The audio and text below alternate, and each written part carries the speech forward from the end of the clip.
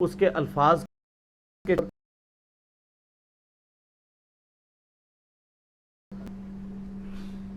اور جن کو اپنی آخرت کی فکر ہوتی ہے کہ یار اس نے بڑی معقول بات کی ہے، یار مجھے تو نہیں یہ پتا تھی. میں نے آپ کو رمضان بھائی کا، رمضان کا ہی مہینہ ہے، رمضان بھائی کا واقعہ کئی بار سنایا ہے.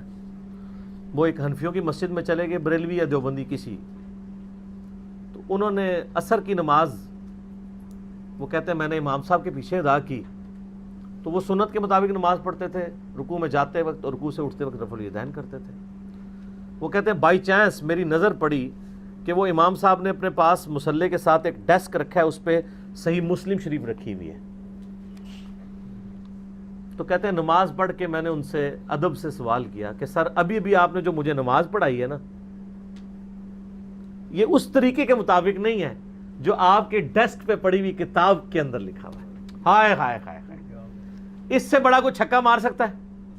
یعنی مجھے کوئی آگے کہے کہ علی بھائی آپ جو ادھر بیٹھ کے تقریریں کرتے ہیں نا، وہ اس کے مطابق نہیں ہے جو ان کتابوں میں لکھا ہوا ہے. سر مجھے تو رات کو نیند نہیں پڑے گی. میں کہوں گا بتاؤ ذرا کون سی چیز نہیں لکھی ہوئی. ہمیں تو آج تک لوگوں نے یہی گلہ کیا کہ آپ یہ کوئی بتا رہے، یہ بتانا بند کرے. لکھا ہوا ہے لیکن نہ بتائے، پلیز نہ بتائے. یہ تو لوگ کہتے ہیں، علماء بھی یعنی گزارشات بھیج رہے ہوتے ہیں، عوام الناس بھی ہاتھ جوڑ جوڑ کے کہ نہ بتائیں نہ بتائیں. یہ دیکھ لیں سچائی، جہاں سچائی ہے وہاں لوگ کہہ رہے ہوتے ہیں کہ یار لکھا ہوا ہے مانتے ہیں، نہ بتایا کرو. اور دوسری طرف وہ کہتے ہیں نہ بتاؤ. ٹھیک ہے. اور یہ لوگ کس طرف کھڑے ہیں؟ ان کو بتائیں کہ یہ لکھا ہوا ہے اور آپ اس کے خلاف ہیں، تو یہ پھر وہ کہتے ہیں جیسے ہی میں نے اس کو بتایا نا کہ یہ مسلم شریف میں جو طریقہ لکھا ہے وہ اس کے مطابق نہیں جو آپ نے نماز پڑھائی ہے. وہ کہتا ہے کھڑا ہو گیا، اس نے اپنے نیچے سے یوں مسلح نکالا، کہتا ہے دیکھو اس کو علماء سے بات کرنے کی تمیز نہیں ہے. وہ یہ ہے کہ بال کی کھال نہ اتارے. وہ کون سی بال کی کھال اتارنا ہے جس سے ممانعت کی گئی ہے؟ وہ یہ ہے کہ آپ اوورآل ڈاکٹرائن کلیئر کریں. اور یہ آیت اسپیسیفکلی نبی علیہ السلام کی مبارک زندگی کے لیے خاص تھی. اس کا ایک پہلو تو ظاہر قیامت تک کے لیے کہ آپ کو صرف کچھ چیزیں جس میں شریعت نے خاموشی اختیار کر لی ہے اس میں تو بال کی کھال نہیں اتاریں گے. جیسے مسئلہ تقدیر کے بارے میں قرآن پاک میں واضح طور پہ سورۃ الانبیاء میں فرما دیا لا یسأل عما یفعل وہم یسألون. اللہ کو کوئی نہیں پوچھ سکتا کہ اس نے یہ کام کیوں کیا، اور اللہ ہر ایک کو پوچھ سکتا ہے. اب یہاں تو ہم اللہ کو نہیں پوچھیں گے، یعنی میں اللہ کو نہیں پوچھ سکتا کہ دن رات میں 5 نمازیں کیوں ہیں، 3 کیوں نہیں ہیں،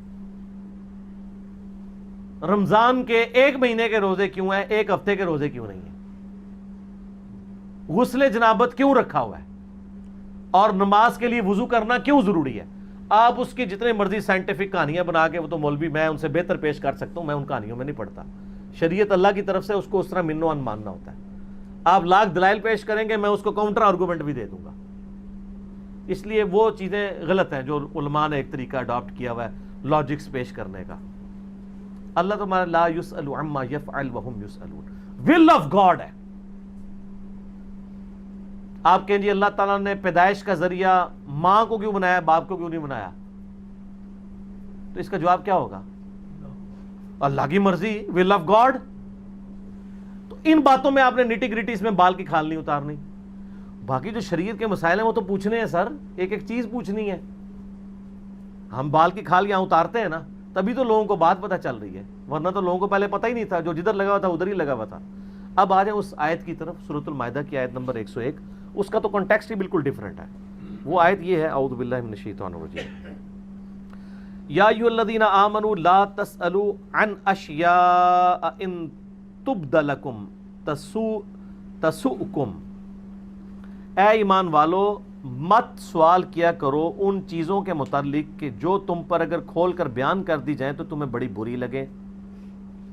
وَإِن تَسْأَلُوا عَنْهَا حِينَ يُنَزَّلُ الْقُرْآنُ، اور اس کے باوجود اگر تم ان چیزوں کے بارے میں سوال کرتے رہو گے اس دوران جب کہ قرآن کا بھی نزول ہو رہا ہے. آج ہو رہا ہے قرآن کا نزول، تو اس آیت کے اندر ہی لکھا ہوا ہے سورۃ المائدہ آیت نمبر 101. اگر یہ سوال تم اس وقت کرو گے ان چیزوں کے بارے میں جب کہ قرآن نازل ہو رہا ہے، تبد لکم، تو پھر تمہیں بتا دی جائیں گی. عفا اللہ عنہا، اللہ نے خود ہی ان سے درگزر کیا ہوا ہے، ان معاملات کو صرف نظر کیا ہوا ہے. واللہ غفور حلیم، اللہ تعالیٰ بخشنے والا اور حلم والا ہے. قد سألها قوم من قبلکم، اس طرح کے سوالات تم سے پہلی قوموں نے بھی اپنے پیغمبروں سے کیے، ثم اصبحوا بها کافرین، اور پھر صبح انہوں نے اس حال میں کی کہ وہ کفر پہ مر گئے۔ یعنی نبی علیہ السلام جب دنیا میں موجود تھے ان سے کوئی سوال ایسا نہیں کرنا ایسی چیزوں کے بارے میں جو تمہیں ظاہر کی جائیں تو تمہیں بری لگے۔ وہ کون سی چیزیں ہیں؟ اس کے کانٹیکسٹ میں صحیح بخاری میں کتاب التفسیر چیپٹر میں سورۃ المائدہ کی آیت نمبر 101 کے کانٹیکسٹ میں حدیث موجود ہے، اور یہ حدیث صحیح مسلم میں بھی ہے کہ نبی صلی اللہ علیہ وآلہ وسلم سے لوگ آگے پوچھا کرتے تھے مذاق کے طور پہ، کسی کی اونٹنی گھوم گئی ہے نا، یا رسول اللہ آپ اللہ کے نبی ہیں نا، آپ پہ وحی نازل ہوتی ہے، آپ بتائیں میری اونٹنی اس وقت کدھر ہے؟ پیغمبر اس لیے دنیا میں کیا آتا ہے؟ پیغمبر تو ہدایت کا امام ہوتا ہے۔ اچھا، پھر اسی حدیث میں بخاری اور مسلم کی آتا ہے کہ کچھ لوگ آتے اور سوال کرتے یا رسول اللہ میرے بارے میں لوگ طرح طرح کی باتیں کرتے ہیں کہ میرا باپ فلاں ہی فلاں ہے، یعنی میں نعوذ باللہ آؤٹ آف ویڈ لاک پیدا ہوا ہوں، میں کنٹرول الفاظ میں گفتگو کر رہا ہوں، تو بتائیں میرا باپ کون ہے؟ اب اللہ تعالیٰ مارا ہے کہ ایسے سوال مت کرو کہ اگر تمہیں بتا دیا جائے تمہیں برے لگیں گے۔ اگر واقعی وہ اس طرح کا ہوا اور بتا دیا گیا تو پھر یہ کہیں گے بھی نبی نے ہمارا پردہ ہی نہیں رکھا، اللہ نے ہمارا پردہ ہی نہیں رکھا، تو تم ایسے سوال مت کیا کرو۔ تو ایک کانٹیکسٹ یہ بھی ہے، اور اسی کانٹیکسٹ میں ایک حدیث بڑی لمبی بخاری اور مسلم میں موجود ہے کہ نبی علیہ السلام ایک دفعہ ممبر پہ چڑھ گئے، وہ جو ہمارے بریلوی حضرات وہ علم الغیب پہ پیش کر رہے ہوتے ہیں، وہ اس طرح نہیں ہے جس طرح آپ پیش کر رہے ہوتے ہیں۔ یعنی نبی علیہ السلام کے پہ یوں اعتراضات ہوئے تو نبی علیہ السلام ممبر پہ چڑھے، آپ علیہ السلام فرمائے جب تک میں اس ممبر پہ موجود ہوں مجھ سے جو کچھ تم پوچھو گے میں تمہیں بتا دوں گا، جب تک ممبر پہ موجود ہوں۔ وہ اس لیے کہ اللہ کی غیبی تائید تھی، اللہ تعالیٰ نے آپ کو وحی کے ذریعے چیز بتا دی کہ آپ ممبر پہ چڑھ دیں، سوال ان کو کرنے دیں، جواب میں دوں گا، ورنہ تو کئی سوال قرآن میں آئے نبی علیہ السلام سے کیے گئے آپ نے جواب نہیں دیے۔ سورۃ الکہف میں جو قصہ موسیٰ اور خضر کے بارے میں سوال ہوا ہے تو نبی علیہ السلام کتنے دن تک آپ انشاءاللہ کہنا بھول گئے تھے، وہی نازل نہیں ہوئی ہے۔ سورہ یوسف کے تو سٹارٹ میں آتا ہے کہ اے نبی علیہ السلام ہم آپ سے ایک اچھا بیان کر رہے ہیں یوسف علیہ السلام کے بارے میں، آپ اور آپ کی قوم بے خبر تھی اس قرآن کے نزول سے پہلے، آپ نہیں جانتے تھے کہ یوسف علیہ السلام کس طرح جو ہے وہ مصر پہنچ گئے، حالانکہ وہ سرزمین شام کے رہنے والے تھے۔ تو آگے پورا واقعہ بتایا کہ بچپن میں ان کے بھائیوں نے ان کے ساتھ کیا کیا، بکتے بکاتے وہاں تک پہنچ گئے، یہ وہاں تو کیٹاگوریکل یہ بات کی جا رہی ہے۔ یعنی یہ آپ کی نبوت کی دلیل ہے کہ اللہ تعالیٰ آپ کو غیب کی خبریں دیتا ہے، اور جتنی دیتا ہے وہ آپ کو پتہ ہے، اور جب نہیں دیتا نہیں پتہ ہوتی۔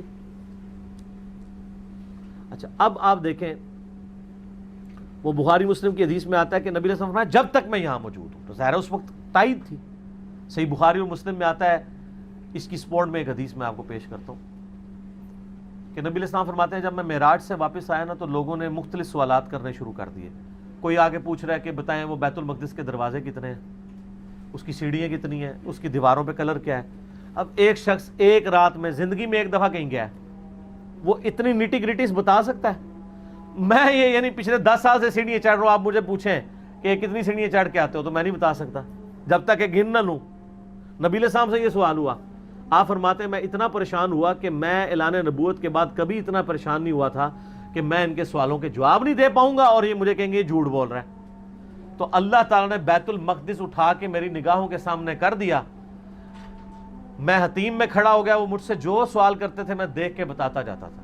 یعنی جب تک آپ حتیم میں کھڑے رہے، آپ کے یہ نہیں ہے کہ آپ ہر وقت بیت المقدس دیکھ رہے ہوتے تھے، اس ایک خاص وقت کے لیے آپ نے دیکھا۔ یہاں پہ بھی آپ فرمایا جب تک میں ممبر پہ ہوں مجھ سے جو پوچھو گے میں بتاؤں گا۔ ایک شخص کھڑا ہو کہتا ہے میرا باپ کون ہے، تو آپ فرمایا تیرا باپ فلاں ہے، وہ شکر ہے کہ اس کا باپ وہی تھا جو مشہور تھا، ٹھیک ہے۔ اور بعد میں جب گیا تو اس کی ماں نے اسے ڈانٹا کہ تو کیا سوال کر بیٹھا ہے، ہم لوگ تو زمانے جاہلیت میں پتہ نہیں کن کن کاموں میں پڑے ہوئے تھے، شکر اللہ نے۔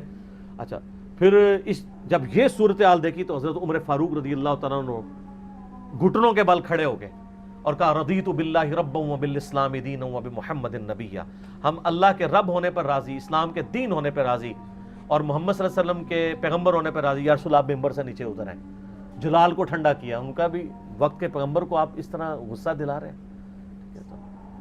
اذان شروع ہوگی، اذان کا جواب دیں، باقی انشاءاللہ